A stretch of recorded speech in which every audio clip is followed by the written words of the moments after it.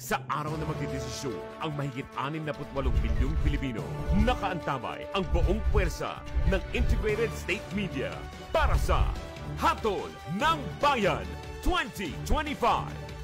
Live mula sa sentro ng aksyon, mula Luzon, Visayas, hanggang Mindanao.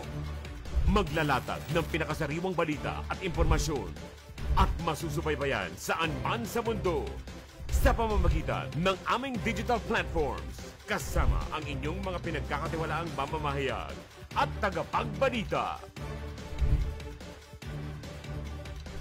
Mag-aantabay at hihimay sa bawat usapin habang pumipili ng mga bagong lider ang buong sambayanan.